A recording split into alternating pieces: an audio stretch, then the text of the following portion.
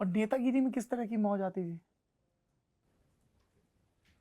मौज पता नहीं मौज कैसे आती थी। कैसे शुरू हुआ वो नेतागिरी का दौर? नहीं, पटना आया तो पटना आके कहाँ दाखिला लिए?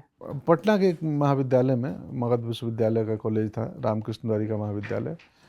तो वहाँ +2 में छात्र संगठन थे, मैं मिला, कुछ दोस्ती यारी हो गई, वैचारिक समानता हुई होगी, फिर मैं लग गया। और अब तो हमारे मित्र बहुत सारे नेता हैं पटना में उस वक्त के। बहुत लोग हैं, विभिन्न पार्टियों में हैं। जिसको जहाँ से टिकट मिल गया वहाँ से लड़ लेता है।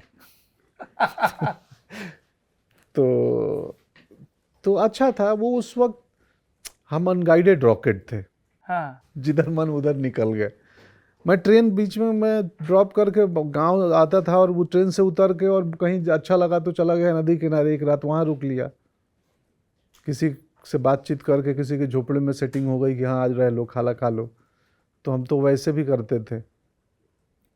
तो और तब टेलीफोन का तगादा भी नहीं होता ना, टेलीफोन ना चिंता, माँ बाप को भी चिंता नहीं होती थी कि कब आएगा, कहाँ है। जब से मोबाइल आया है हमारी चिंताएं बढ़ा देता है। 2 रिंग हो गए, उठा क्यों नहीं रहा है, क्या हुआ। तब एक चिट्ठी लिखता था मैं NSD से, एक पोस्ट कार्ड लिखता था कि मैं ड्रामा स्कूल में पढ़ रहा हूँ और अच्छा हूँ, अगली छुट्टियाँ दिसंबर में होंगी तब आऊँगा। 6 महीने पे एक चिट्ठी घर पहुँचती थी और माँ बाबू जी संतुष्ट हैं कि हाँ जी कहीं है, पढ़ रहा है, आएगा। कलकत्ता भी चिट्ठी लिखते थे? हाँ लिखता था ना कलकत्ता चिट्ठी पर, मतलब क्योंकि अब मैं कलकत्ता की चिट्ठी में सिर्फ सभी बड़ों को प्रणाम, छोटे को प्यार।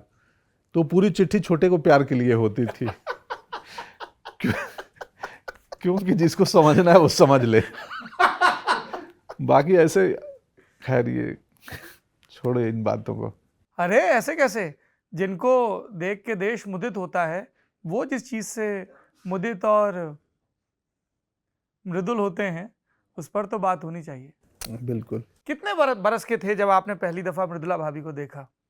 मेरे ख्याल से 11वीं में कितने साल के होते हैं, 15-16 साल का रहा होऊंगा। हाँ, मेरी पत्नी बोल रही थी पिछले दिनों कि मेरी दाढ़ी निकलनी शुरू हुई थी, मैं तब से देख रही हूँ, अब पकनी शुरू हो गई। अब बोला हाँ, तो 16 साल का रहा होऊंगा, 15-16 साल। सामने भी आप ऐसी सात्विक अभिनय करते हैं? हाँ हाँ, बस विलंबित में हाँ और बात खत्म। हाँ।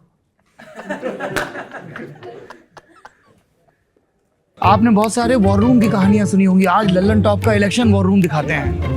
हो सकता है मतलब शायद मांग रहे हो टिकट तो आपको खुद आप लड़ना पड़ेगा। अरे कुछ सांसद हरवाने के लिए भेजे गए। नहीं यार प्लीज, नहीं पोहे जलेबी नहीं छोड़ दीजिए सर, प्लीज छोड़ दीजिए। सिर्फ जो है खाना एक मिनट यार, एक करके तुम जो है मध्य प्रदेश से आओगे ना नीचे से, और ये झालावाड़ कोटा होते हुए फिर राजधानी निकल जाओगे, चले आना आगे। तो सरदार जो है सरदारपुरा जाएंगे।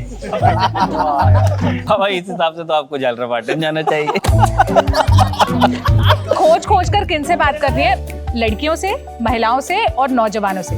और हाँ, सबसे ज्यादा ना एग्जाम देने वालों से हमें बात करनी है। वो तो ठेका ही आपका, वो करोगे ही, लेकिन अपने को दंतेवाड़ा में भी जाकर के कंसिडर करनी चाहिए फॉलो अप स्टोरीज। जबलपुर के मुंगौड़े और ग्वालियर की बेड़ई, खाने पीने से तो कलर आता है यार। कलर तो आता है, साथ में आती मौज, और पब्लिक देखती है तो आता है नंबर। तो खाएंगे तो है ये यार, नंबर वाला तो गेम है ही। ले दे के वही तुम्हारे इंदौरी पोहे, इंदौरी जलेबी, राजस्थान जाओगे तो देखा आपने, जोर शोर से चल रही है तैयारी। आपके सवाल और ख्याल पूछने की नियत और उनके जवाब नेताओं से हासिल करने की हिम्मत लेकर लल्लन टॉप की ये चुनावी टुकड़ियां आ रही हैं आपके गांव, कस्बे और शहर में। तो आइए और जुड़िए लल्लन टॉप चुनाव यात्रा से।